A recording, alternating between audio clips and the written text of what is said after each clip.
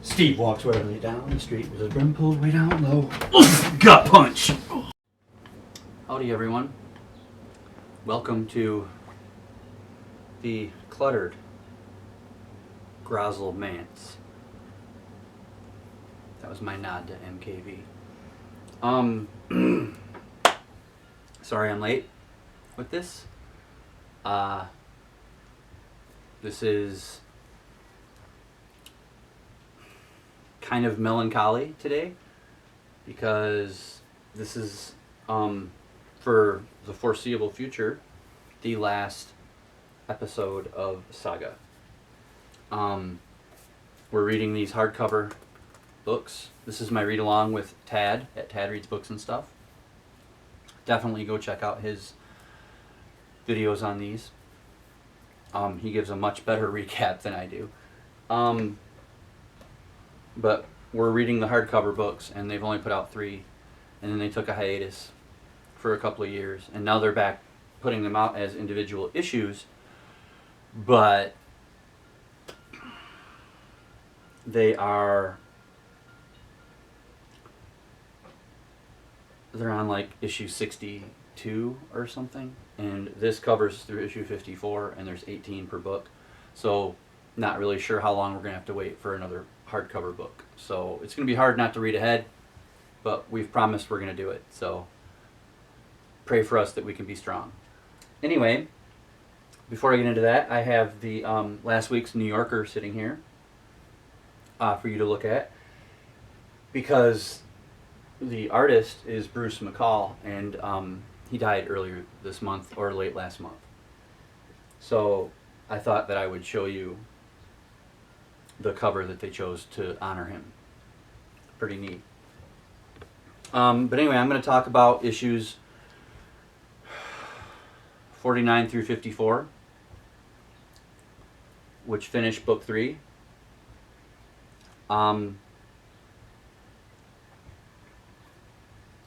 So, yeah, I'm just going to get into it. It appears that we're finally getting an answer to the random space pirates that killed the TV heads by Fang, the comet. That part that just kind of came out of nowhere that neither one of us understood. And now we're kind of figuring it out that maybe the pirates were hired to do away with them to further the war, I guess. That's interesting. But it's also good that we finally are, it wasn't just like some random thing thrown in out of nowhere. So that's a good thing too. Cats are sneezing. One has allergies or something, as you can probably hear. Hasn't sneezed all day. We hit record, starts to sneeze. It's okay. It must be my voice. Maybe they're allergic to me. I'll see myself out. Anyway, moving on. Ianthe, the girl who was kidnapped the will, is really fun. I do cause sneezing, because now AJ's sneezing. Hasn't sneezed all day. I start talking on camera, sneezes. Anyway, where was I? Oh, right. Ianthe is fun. She just wants to bring down the universe. She thinks that, bringing Marco, Alana, and Hazel to light will do it.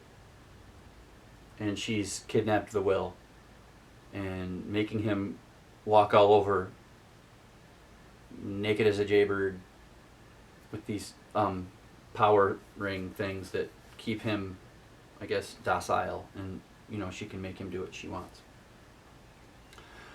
It is kind of neat that she makes him into like some masked vigilante, almost superhero-ish killer. That was kind of neat with a mask and everything. I just have some brief notes here, because it was the last 6 issues that we have, and while a lot did happen, it wasn't all like super noteworthy to me. You know, it kind of felt like they were slowing down a little bit in the oomph factor, except for a few deaths, to give you a cliffhanger. So I don't know, but so I'm going to talk about the things that stuck out to me. Doff, one of the reporters, the amphibious reporters or whatever, he was the photographer.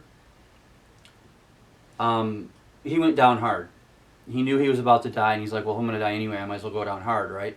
And he jumps at Ianth, who had the drop on him. And her gun goes off, and he's got a shot in the heart, and he dies. And she's like, well, that was stupid. I mean, what was the point of that?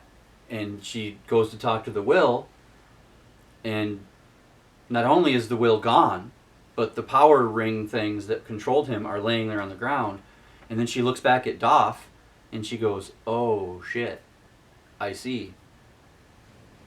Doff wasn't going for the gun. He went for the remote that turned those off, so the will got away. So Doff went down hard, but sacrificed himself for the greater good. Really awesome. And Ianth is in trouble now because the will is free, and he leaves a note saying, okay, you skinned my dog, I killed your lover, we're even. Get off the planet, because the next time I see you, we won't be even, or something like that. And she's like, well, F that.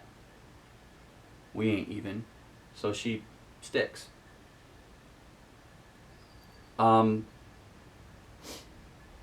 And then I have a note to show you page 388. Squire, the princeling, is walking around, and he's trying to, I don't know, he's trying to get across the planet. He's running away, and he comes across these cute little worms. Cute little worms that kind of look at him. And he's like, oh, hi, worm. Wait, what are you doing? And the worms are basically tentacles for this thing. He's cute. He's like, I'm going to eat you. And so basically Squire's about to get swallowed whole by that thing. And then gunshots, bang, bang, Squire's free, and it turns out it's Ianth. She has showed up to save him. And she's like, man, you're lucky I came around, little dude. Turns out that she was going to use him as a hostage, and she shows up and at the spaceship, and Alana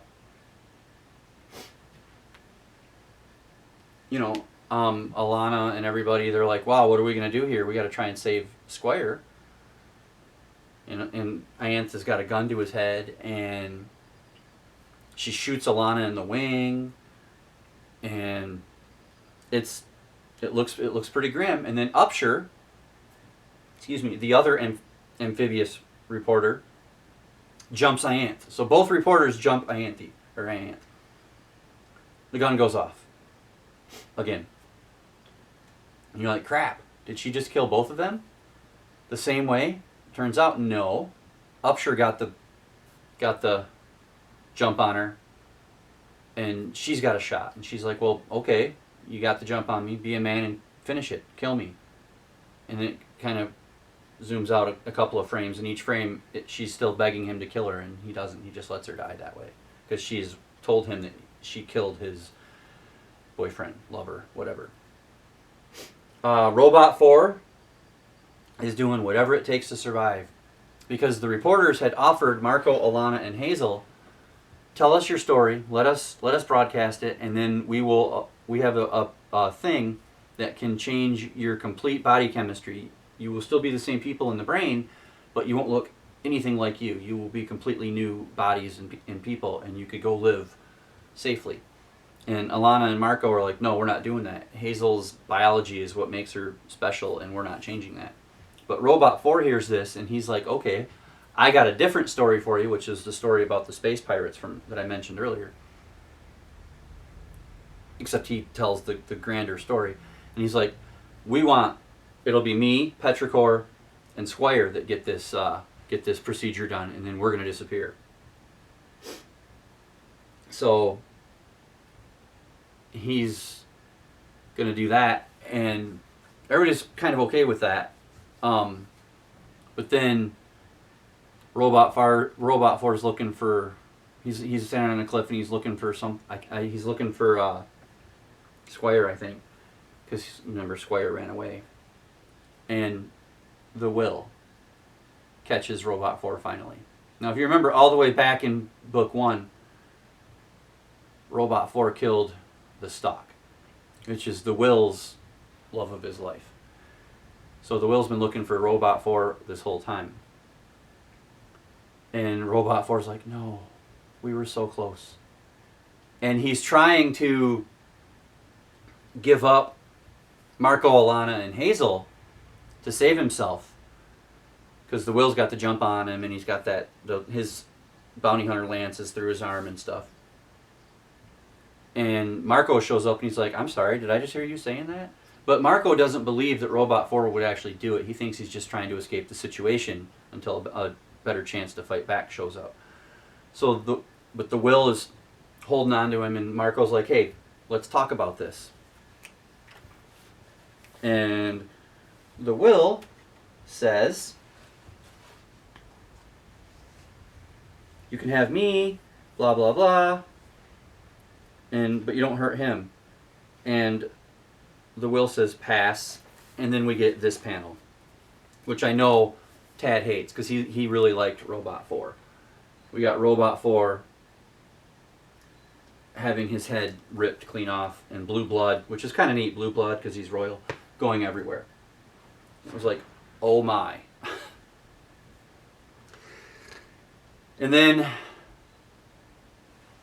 so Robot 4 is dead, and Marco jumps on the Will, and they land in Iant's spaceship, and they're fighting, and Marco gets the better of the Will, and he's going to kill him with his shield, and he decides not to. During the struggle, the Will had hit a controller, or a control, and they took off, and they were flying out into space, and Alana knew. She was like, oh no, Marco. And they're flying away, and Marco and like I said, Marco's got the Will on the ground, and he's going to kill him with his shield, and he decides not to. And he looks outside, and he's looking at the window, and he's like, okay. And then his face is drawn so that you think something else has happened.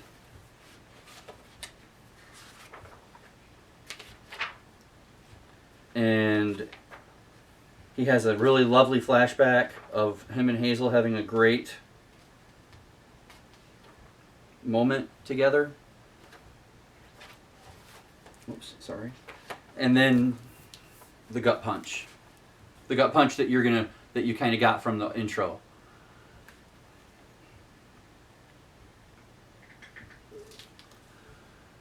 Marco, probably dead or dying. It kind of sucks. But his final thoughts were of Hazel, which I liked, because he was all about his family the whole time. And that was kind of a gut punch.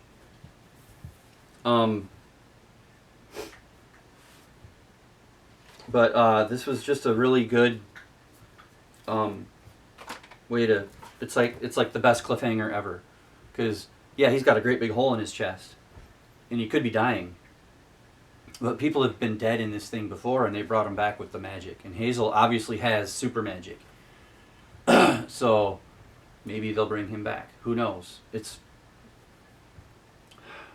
hard.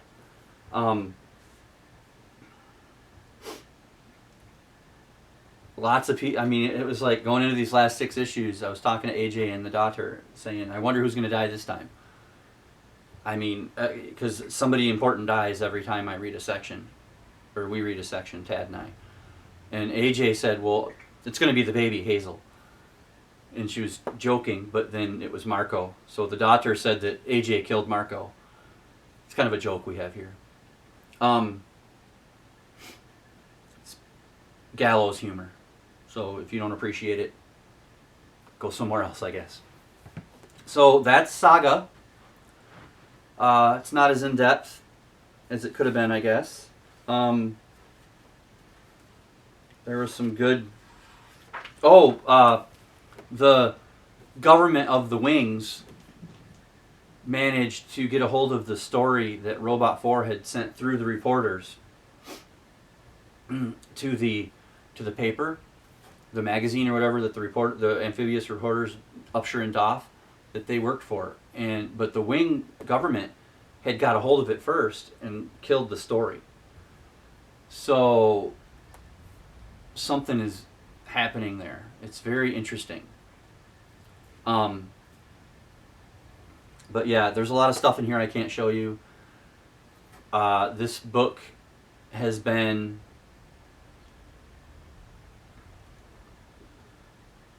like watching, like it's like comic book form of any porn you can think of. There's everything. Excuse me, and I mean everything.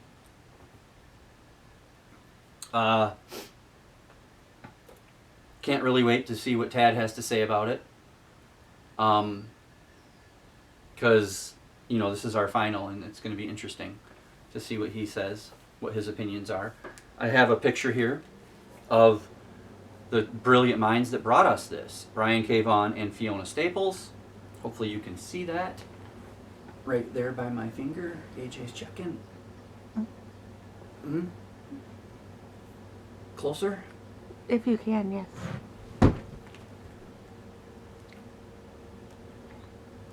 It's all right. It's not a big deal. Oh. Don't mess with that. I don't want the rest of the video to be blurry. Every time you touch that, the video goes blurry. Mm-hmm. But that's Saga and Bruce McCall. I got two more things I'd like to talk to you about. One, for June, I got this book in the mail recently. I could have got it on Kindle for a lot cheaper, but I love the cover. So this is my werewolf book for June. It is Mongrels by Stephen Graham Jones. And I love this cover. The yellow just pops. I love it. But anyway, that's that. Now, me and Tad, or Tad and I, sorry for all you grammar Nazis, we're done with Saga, but we decided that we're going to keep going. We're going to copy Michael K. Vaughn and Steve Donahue.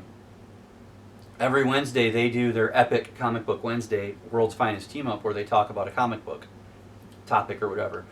So Tad and I are going to copy that, but with our own little twist. We're going to keep going in the vein of what we do for Saga, where every other week, like every 2 weeks or so, we read a graphic novel or comic book, and we're going to talk about it.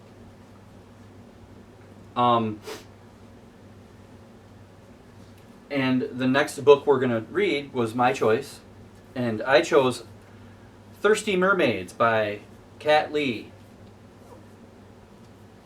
And it says that she wrote Lumberjanes. I've read Lumberjanes, at least the first one, and I really enjoyed that. So I'm excited to read this, Thirsty Mermaids. I'm not quite sure yet how we're going to set it up, but however it is, we're going to read every 2 weeks and then talk about this, and then when we're done with this, Tad will pick the next book and we'll alternate, so on and so forth. And then obviously when Saga comes out with another hardcover book, I'm sure we'll slot that right in. But in this way, we'll do our own little nod to Epic Comic Book Wednesday by MKV and Saint Donahue. But we'll do it every other week, starting with Thirsty Mermaids, which I really am looking forward to. Well, anyway, so quick update on how May is going in my quest for 10,000 pages. I had a kind of a rough start to the month, and I had a couple of 0 days, but I've kind of got into a nice rhythm lately. I've got 4 books going at a time each day, and I pick up, like, let's say I pick up Mongrels. I know this is June. I'll read 50 pages, and then to the next stopping point after 50 pages, and then I put that book down, and I go to the next one, and then I do that twice for every book, and it gets me over 400 pages in a day, and sometimes I read a little bit more and whatnot, but that is helping me. So I'm doing good. At the end of the day today, I will be done with probably 12 books for the month, which doesn't sound like much, but a couple of them are pretty big. So there's that. And I guess I'm not sure what I'm going to do next. I've got a couple of things in mind. Maybe I'll finally start my Lovecraft list. I'm trying not to do all comic book stuff, but it's hard because Saga is so great. Anyway, I guess I will talk to you next time. And this, like I said, go check out Tad's video. And I will talk to you. Oh, we're going to be doing a tag soon. We got tagged by Wicked Pluto. I'll tag her channel below just because I mentioned it. I can't remember the tag right offhand, but we're spring cleaning maybe. I think it was spring cleaning tag. We're going to be doing that. Sorry it's taken us so long. But anyway, I will talk to you next time. And until then, read more.